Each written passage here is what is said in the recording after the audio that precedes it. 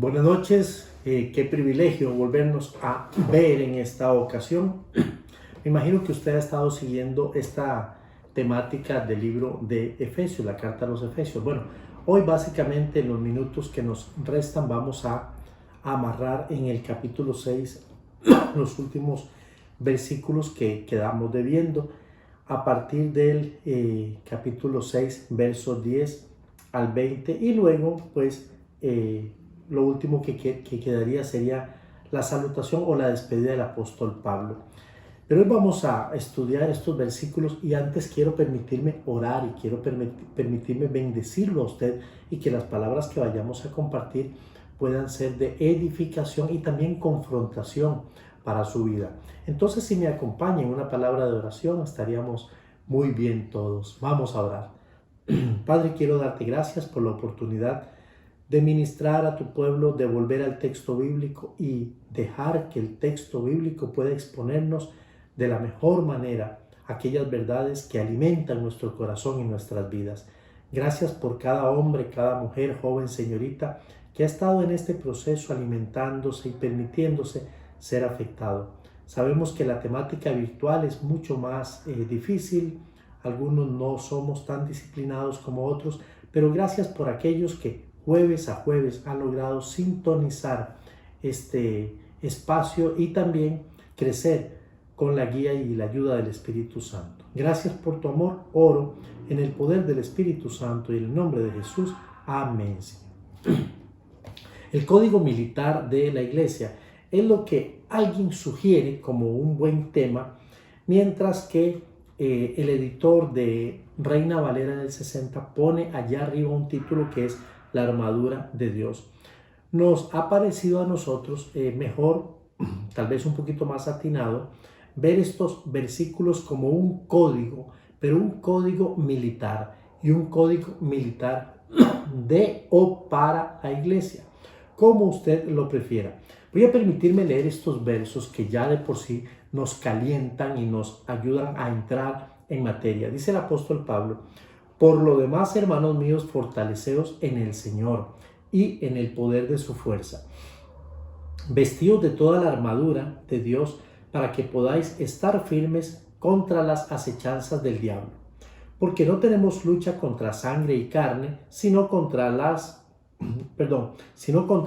principados, contra potestades, contra los gobernadores de las tinieblas de este siglo, contra huestes espirituales de maldad en las regiones celestes.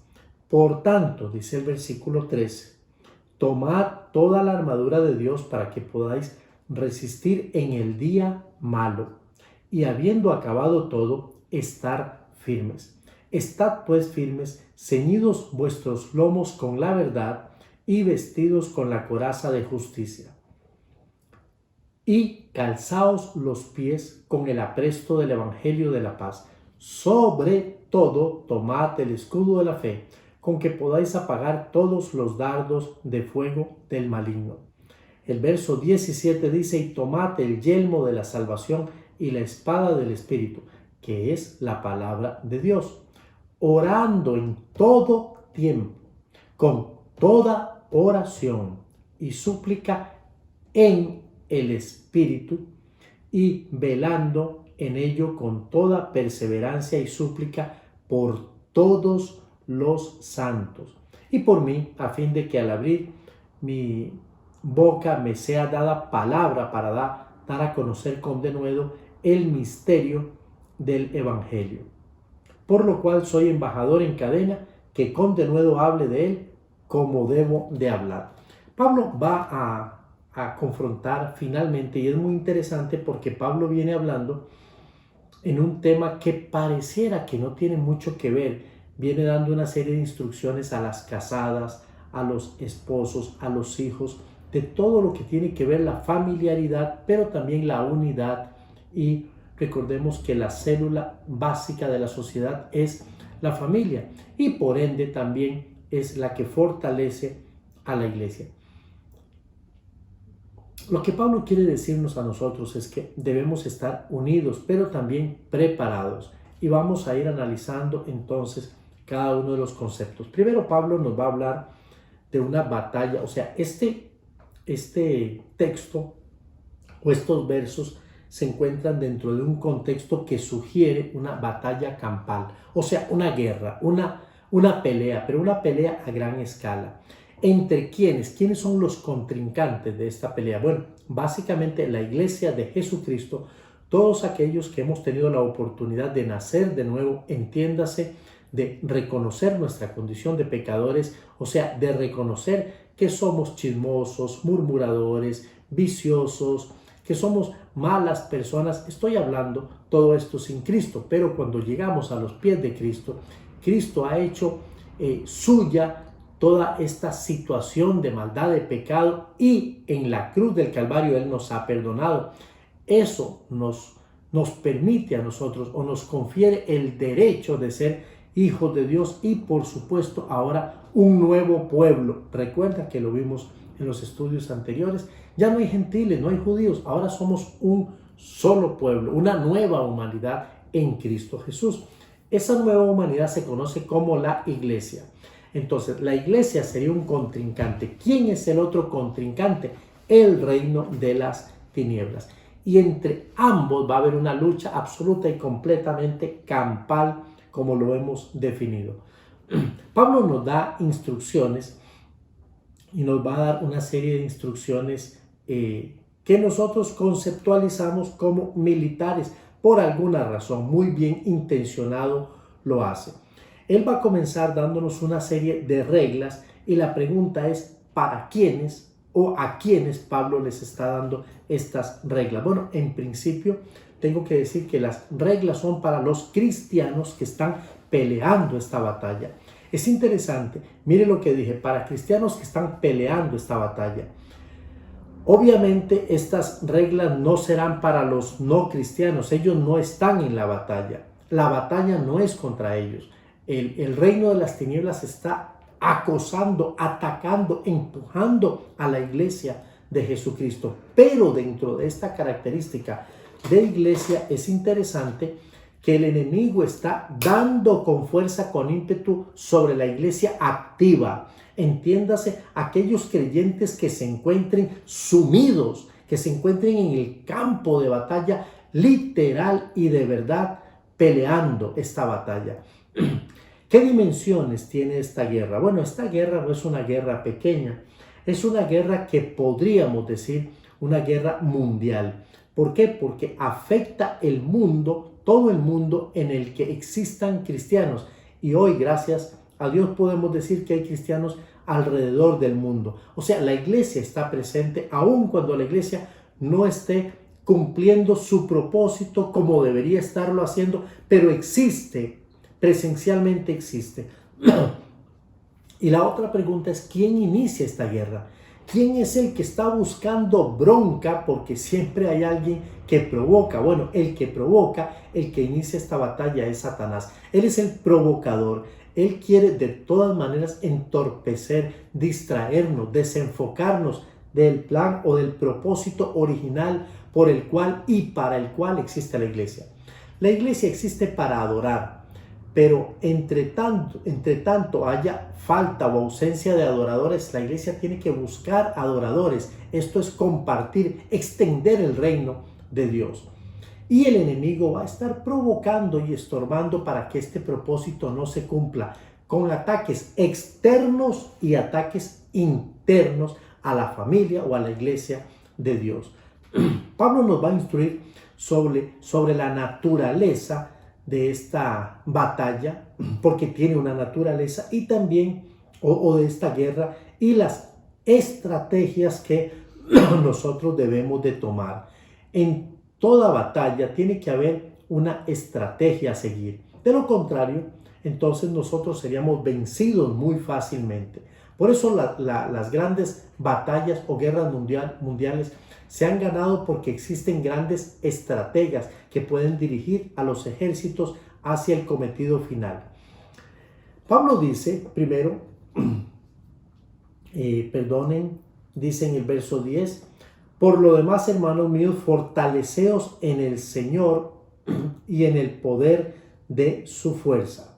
Pero Pablo nos va a decir inmediatamente vestidos de toda la armadura de Dios para que podáis estar firmes contra las acechanzas del diablo. Entonces, Pablo quiere que nosotros estemos debidamente uniformados. Uniformados. El uniforme es eso, es algo que pone a todos de la misma forma, uniforme. Nos pone a todos en el mismo nivel, y lo que Pablo está queriendo decir es que no hayan unos más o mejor preparados que otros. Pablo conocía muy bien la vestimenta y la armadura de un soldado romano, que es básicamente la metáfora que él va a utilizar en esta ocasión y lo vamos a ver más adelante. ¿Por qué Pablo la conocía también? Bueno, Pablo era romano. Número uno, Pablo era romano, pero siendo nosotros de un lugar y de un pueblo, no necesariamente tenemos que ser peritos en ciertas materias. Lo que sucede es que recuerde que Pablo escribe la carta a los Efesios desde la prisión en Roma. Y en la prisión Pablo tuvo mucho tiempo para observar a los soldados romanos, y a partir de allí, más la guía del Espíritu Santo, poder definir a través de su indumentaria, poder hacer una interesante analogía, una comparación. Entonces él comienza luego a ver en cada prenda de la armadura o del uniforme de los soldados, comienza a ver una figura con características espirituales que van a ser para efectos pedagógicos excelentes, para que las personas, los efesios, puedan captar y decir: wow, ahora entiendo por qué hago esta relación con esta verdad espiritual. Pablo nos da una instrucción inteligente. Él dice en el verso 10: por lo demás, hermanos míos, fortaleceos. Pero él dice fortaleceos en el Señor y fortaleceos en el poder de su fuerza. Lo que Pablo está diciendo, así muy sencillamente, es: ustedes tienen que hacerse fuertes.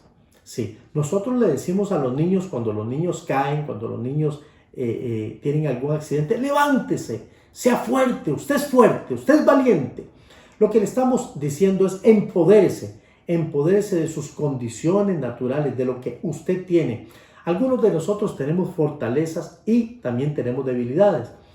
Muchas veces las fortalezas que tenemos algunos de nosotros no son las mismas que tienen otros. Algunos podemos sobrevivir a través de, se me ocurre, nuestra corpulencia, otros a través de la inteligencia, otros a través de las relaciones. Algunos la fortaleza la tienen en una gran herencia que le dejó papá, mamá, y son personas que tienen cierto poder económico, pero al fin y al cabo todo eso nos ayuda para enfrentar un mundo que es un mundo hostil.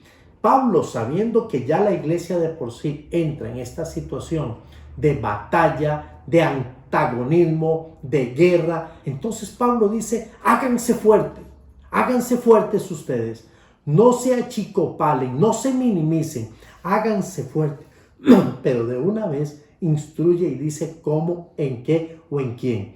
Ustedes no pueden ser fuertes en ustedes mismos. Si ustedes pretenden ganar esta batalla contra el vicio, una batalla que ustedes estén librando contra, por ejemplo, un tema relacional con los hijos, un tema de familia, divorcio, o por lo menos que esté esta palabra visitando, esos temas de violencia, esos temas de ira con los que estamos luchando. Si usted va a luchar o está pretendiendo ganar esta batalla sexual, son muy típicas, y cualquier tipo de batalla que usted sabe que estorba, distrae, que no le permite cumplir la voluntad que Dios ha establecido para usted como iglesia, entonces Pablo le dice: hágase fuerte, pero no se haga fuerte en usted mismo, porque usted no tiene las capacidades ni las condiciones.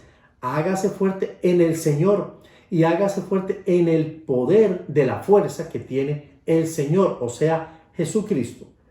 Luego dice en el verso 11: vístanse con toda la armadura. Esto me gusta mucho porque nosotros a veces, a la hora de vestirnos, cuando por lo menos viajo, normalmente hago mi esquema y digo: ¿qué necesito? ¿Qué voy a usar? Entonces digo: bueno, mi ropa interior, las medias, los zapatos, la camisa, y uno hace un esquema de las cosas que necesita.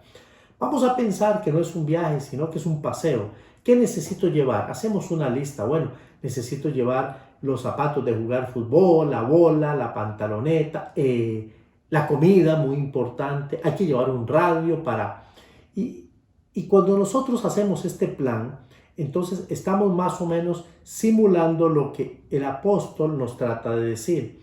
Vístanse y ármense, protéjanse, pero él dice con toda la armadura de Dios, no la armadura nuestra.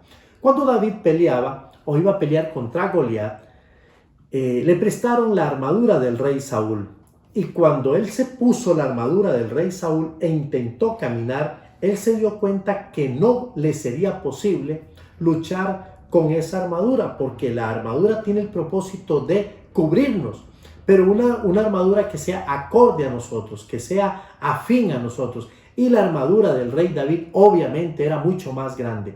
Pero la armadura que Dios nos da es una armadura que se amolda a nosotros, porque tiene características muy personales, son las características que Dios ha puesto para cada uno de nosotros. Vístanse y ármense de toda la armadura de Dios para que podáis estar firmes contra las acechanzas del diablo. Entonces la otra pregunta que le hacemos al versículo 11, ¿cuál es el propósito de estos dos consejos? ¿Por qué yo tengo que ser fuerte o hacerme fuerte en el poder de Cristo y en Él? ¿Y por qué debo de vestirme, o sea, de poner esa cobertura, esa indumentaria llamada armadura? Bueno, el propósito es que podamos estar firmes contra. Las dos palabras claves aquí es que usted pueda permanecer erguido. Cuando una persona se comienza a doblar, es una persona que comienza a ceder ante la tempestad, la situación, el problema. Pablo dice, ustedes tienen que estar firmes y firmes contra. ¿Por qué? Porque hay un enemigo real que está atacándonos a nosotros día y noche. Entonces, para que puedan estar firmes contra las acechanzas, las molestias, las necedades, las mentiras, las incomodidades del diablo. El diablo es un mentiroso y él quiere engañarnos. Él va a atacarnos por todos los francos que él pueda. Él va a atacar nuestra mente, nuestro cuerpo, la familia. Él va a atacar todo lo que él pueda. Amados, esta guerra también tiene una naturaleza que Pablo va a explicar claramente. Él dice, porque no tenemos lucha contra carne y sangre. Entonces, partamos de algo. Pablo nos está diciendo a nosotros que esta lucha es una lucha muy singular, muy característica. No es como esas luchas, esas peleas que quizá algunos de nosotros tuvimos cuando éramos niños, jóvenes, adolescentes, o quizá alguna de esas peleas que usted tuvo el día de ayer con el chofer del bus, con el señor del Uber, con el verdulero, con el lechero, con el que le vendió, el que le compró. Esas discusiones frontales cuando alguien viene manejando y de pronto se intersecta en su camino, usted en el de él, y comienzan las miradas que usted puede identificar al enemigo, porque el enemigo está allí, es físico. Aquí no. Esta guerra tiene una naturaleza muy particular. Primero, es antidiabólica. Significa que es contra el diablo. Me estoy explicando. Cuando digo es antidiabólica, estamos queriendo decir que su naturaleza es una naturaleza moral y espiritual. No es tangible. Usted no puede golpear al enemigo como lo podría golpear en otro tipo de pelea, en otro tipo de guerra. Primera Guerra Mundial, Segunda Guerra Mundial, cualquier revolución que usted pueda imaginarse o cualquier conquista de cualquier imperio de los más antiquísimos o los más recientes, no es una lucha de esta naturaleza. Estamos luchando contra el diablo y contra sus huestes. Segundo, es una lucha contra misteriosas estructuras de poder. Cuando digo misteriosas es que no salen a la luz, no se revelan, más bien se esconden y utilizan figuras muy interesantes porque son figuras que confunden, que disfrazan y que nos hacen pensar incluso que no son nuestros enemigos. Y en tercer lugar, esta guerra es una guerra que se caracteriza porque el enemigo tiene una organización excelente y además presenta una organización literalmente como en forma o en esquema de ejército, es literalmente militar. No hay escondedero, esto es una guerra literalmente. Ahora, quisiéramos describir un poquito la naturaleza. Vamos a hacer una descripción de acuerdo a lo que dice la palabra. Porque no tenemos lucha contra sangre y carne. Entonces significa que esta lucha no es material ni es física, pero sí es espiritual y se desarrolla en el mundo de lo espiritual, así como también las bendiciones. Si usted me permite ir al capítulo 1, verso 3, recuerde que la Biblia dice: bendito sea el Dios y Padre de nuestro Señor Jesucristo, dice la palabra, que nos bendijo con toda bendición espiritual en los lugares celestiales en Cristo Jesús. Así como las bendiciones que recibimos y que fueron creadas, establecidas o diseñadas en los lugares espirituales, esta guerra tiene dimensiones o tiene una naturaleza completamente espiritual. Y la pregunta es: ¿contra qué estamos peleando entonces? Bueno, Pablo lo define muy bien hablando de 4 estructuras. Él dice principados, luego él dice potestades. Miren que son figuras de autoridad. Quiere decir que en el reino de las tinieblas también hay figuras de autoridad: general, sargento, comandante, cabo, etcétera. No conozco muy bien la nomenclatura, pero sí sé que hay jerarquías militares. Luego dice potestades, está hablando de poder. Hay potestades, hay poder en las huestes de las tinieblas. Y luego dice los gobernadores de las tinieblas de este siglo. Todo fue entregado por causa del pecado al príncipe de las tinieblas. Por lo menos todo hasta que sea renovado y reestructurado cuando Cristo venga por segunda vez. Entre tanto, todo aquello que no sea la iglesia pertenece al reino de las tinieblas. Y hay gobernadores, hay autoridades, quienes mandan, pero también hay huestes espirituales de maldad. Son ángeles, son espíritus que están escondidos en lugares celestiales que acosan y atacan contra la iglesia. Pablo nos va a dar la instrucción y es una instrucción muy sencilla. La instrucción es: colóquense la armadura. Saben que esto es real, que esto es parte de nosotros. No lo queremos, no lo pedimos, pero ha llegado, es parte de. Entonces lo que tienen que hacer es colocarse la armadura. ¿Cuál armadura? La armadura que fue descrita en el verso 11. Vestidos de toda la armadura de Dios para que podáis estar firmes contra las acechanzas del diablo. Ahora Pablo va a mencionar 7 elementos que caracterizan la indumentaria de un soldado romano. No significa que necesariamente sean literales para nosotros, pero tienen una correlación, como lo dije. Pablo está viendo en cada uno de estos elementos, estas indumentarias, algo con lo que puede comparar algún elemento espiritual. Él dice: primero, pónganse el cinto de la verdad. Literalmente dice así: estad firmes, ceñidos vuestros lomos con la verdad. Cuando dice ceñidos vuestros lomos con la verdad, más que un cinto, era una especie de faja que se colocaba obviamente a la altura de la cintura y era lo que el soldado primero se colocaba. Del mismo modo, nosotros debemos envolvernos con la verdad. Cuando hablamos de la verdad, estamos pensando en la integridad que debe caracterizar a cada hombre, a cada mujer, joven, señorita de Dios, señoritas del Señor. Tenemos que pensar que Dios nos ha llamado a caminar en la verdad.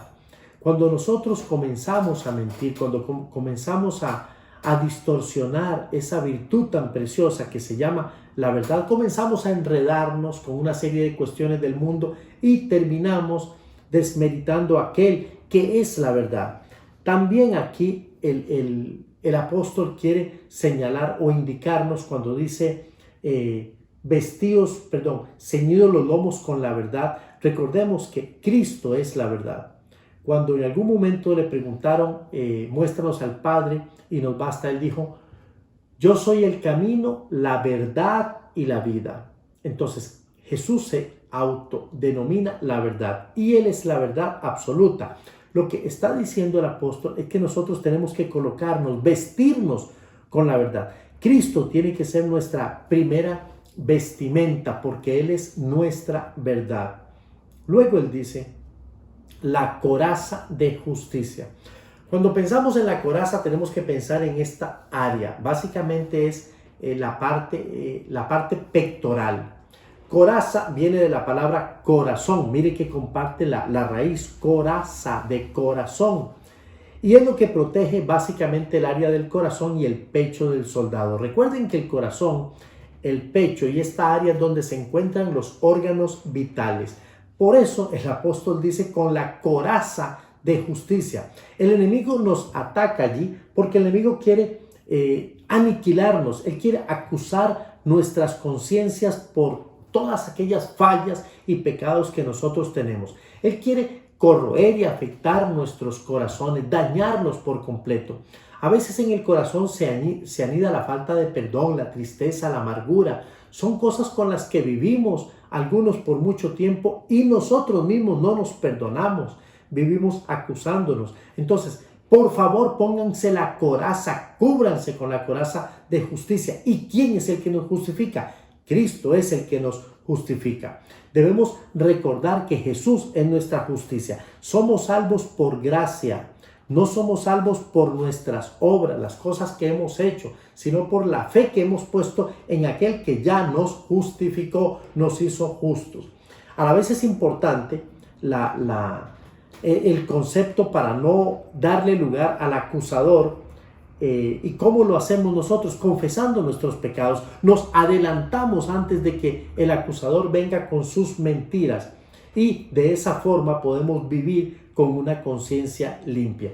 Mire qué interesante el tercer elemento.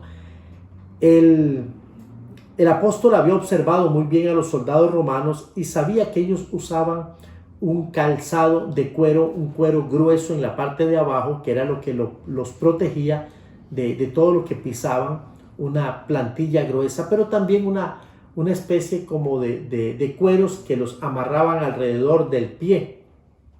Eso les daba ligereza para la batalla. El calzado es la prontitud del Evangelio. Tenemos que estar prontos para comunicar el Evangelio de Jesucristo. Donde nosotros lleguemos, el Evangelio tiene que llegar. Donde yo estoy, el Evangelio tiene que pisar. La buena noticia tiene que ser conocida por los demás. Es parte de la misión de un soldado. No podemos andar descalzos, no es conveniente, estamos desprotegidos. Entonces, una forma de calzarnos espiritualmente hablando es predicar el Evangelio donde quiera que vayamos. Esto es parte de nuestra armadura. Esto, además de ser una protección para nosotros, es una protección, esto hace posible que el reino de Dios sea extendido. Los romanos se caracterizaron por extender su imperio y lo hicieron hasta donde pudieron y los adversarios se lo permitieran. Pero una de las cosas que caracterizó al imperio romano es que ellos querían más y más y más.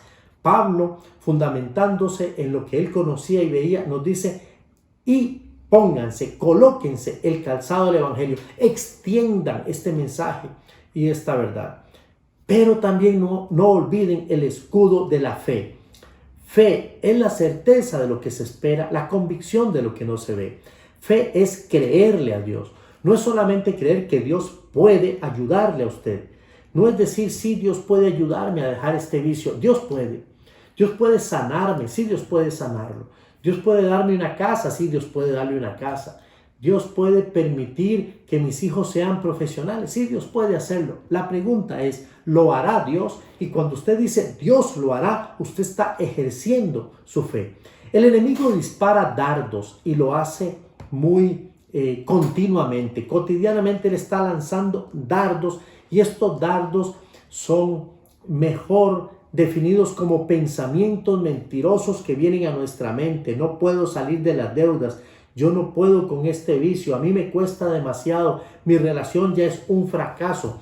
Vienen sentimientos engañosos que si hacen blanco en nosotros, o sea, si logran penetrar en cada uno de nosotros, comienzan a destruirnos como las flechas incendiarias que se usaban en los días del Imperio Romano. Pero cuando nosotros le creemos a Dios en todo tiempo y circunstancias, las dudas, mentiras caen ante el escudo de la fe. Crea y creámosle juntos al Señor. El salmista dijo en el Salmo 3:3, mas tú, Jehová, eres escudo alrededor de mí. El escudo tiene la capacidad y la característica de protegernos, de cubrirnos ante este tipo de acechanzas. Luego dice el yelmo de la salvación. ¿Qué es el yelmo? El yelmo es el casco que protege la cabeza. La cabeza es sumamente importante porque la cabeza es el lugar donde nosotros tenemos el cerebro con la capacidad de pensar. El enemigo va a apuntar a la cabeza. El enemigo busca los órganos vitales, la cabeza. Él no busca herirnos. La Biblia dice que anda como león rugiente buscando a quien devorar. Nosotros debemos vivir protegidos por la salvación de nuestro Dios.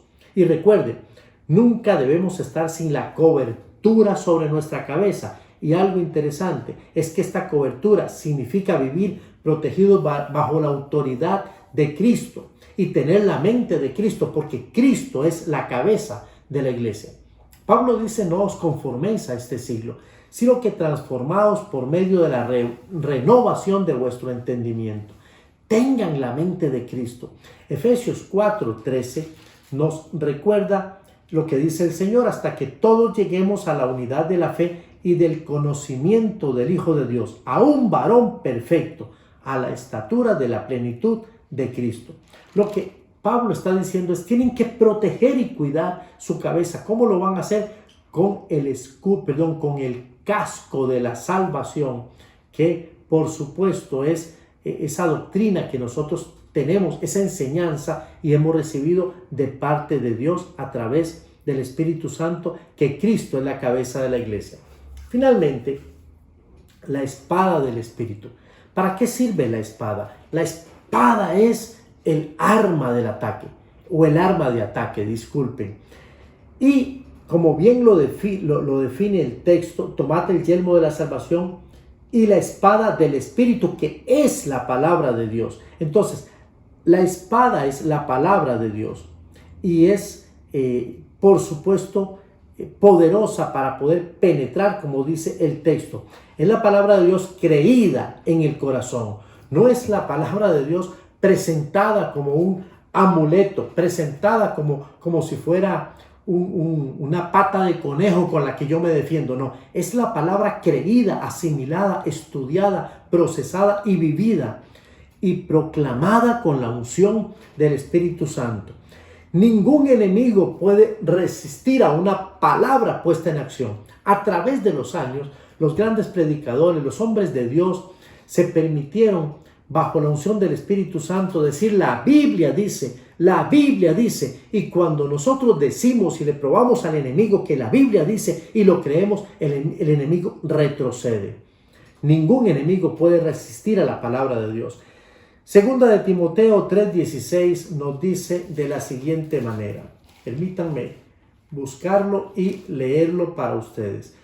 Toda la escritura, la palabra de Dios, es inspirada por Dios y útil para enseñar, para redarguir, para corregir, para instruir en justicia, a fin de que el hombre de Dios sea perfecto, enteramente preparado para toda buena obra. La Biblia tiene la capacidad de penetrar hasta los tuétanos y hasta las coyunturas de nuestros huesos. Esa es la capacidad de la palabra. Por eso es un arma puntual de la cual Pablo dice, no pueden dejar ustedes de ninguna manera por fuera. Pablo nos ha llamado a armarnos, nos ha llamado a vestirnos, a hacernos fuertes en el poder de Cristo Jesús. Entonces, amado y amada, cosas que usted tiene que recordar es que esta batalla, esta guerra, no es una guerra que nosotros pedimos ni que iniciamos, no comenzó cuando le sacamos la lengua al diablo, ni cuando le hicimos ojitos o le hicimos así, o te espero en la esquina, o te veo en las tucas. No, no, no, no, no. Esta batalla comienza por iniciativa de él, porque él ataca a la iglesia. Entonces Pablo dice, sabiendo todo eso, y sabiendo que ustedes, mis amados efesios, están en esa batalla, háganse fuertes, pero no en sus fuerzas. Háganse fuertes en las fuerzas de Cristo Jesús y vístanse, cúbranse con la armadura que el Señor ya ha provisto para ustedes. Y dentro de esa armadura hay un cinto de verdad acá, hay una coraza de justicia, hay calzado para que ustedes puedan pisar con agilidad y llevar el mensaje, propagar este imperio del reino. Pero también cúbranse con el escudo de la fe y, por supuesto, su cabeza tiene que estar cubierta con el yelmo de la salvación. Cristo es la cabeza de la iglesia. Cristo es quien debe estar en mi mente y yo tener la mente de Cristo, pensar como Cristo, y luego tenga la espada para atacar al enemigo, y cada vez que el enemigo venga para golpearlo, para engañarlo, usted saca la Biblia, saca la palabra de Dios y le dice, la Biblia dice. Y amado hermano, Pablo termina con una palabra con la que yo me siento identificado y he puesto aquí en mis notas la oración como broche de oro.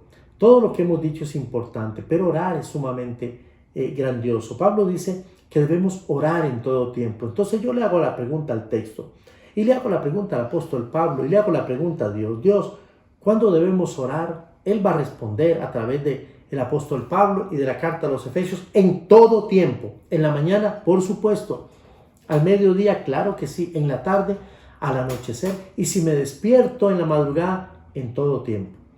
Con toda oración y súplica. Oración es toda palabra que me permita comunicarme con Dios y permitirle a Dios también que Él tenga una palabra para mí. Y súplica significa ruego. No se canse de rogar.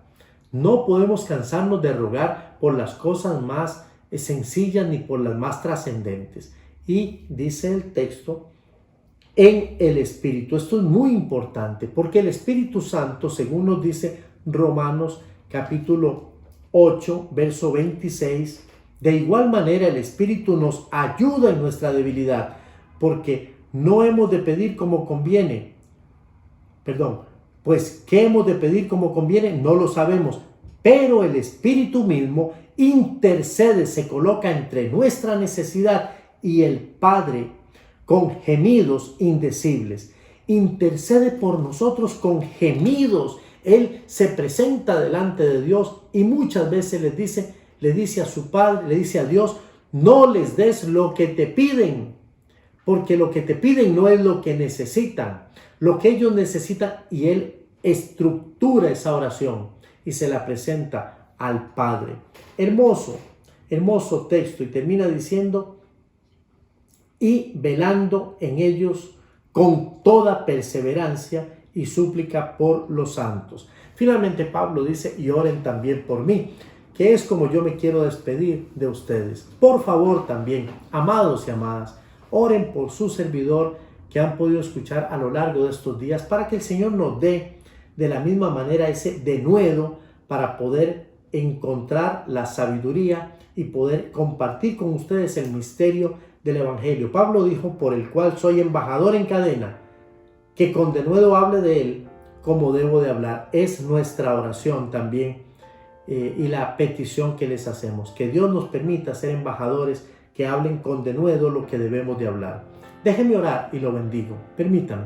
Padre, gracias por la palabra que nos has compartido.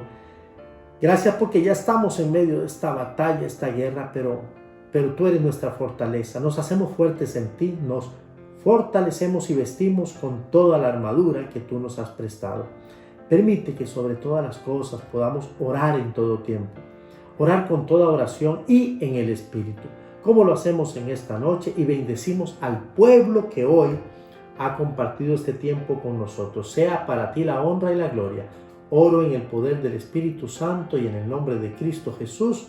Amén y amén. Que el Señor bendiga a su pueblo, que el Señor le bendiga a usted y a su familia ricamente. Nos vemos la próxima semana.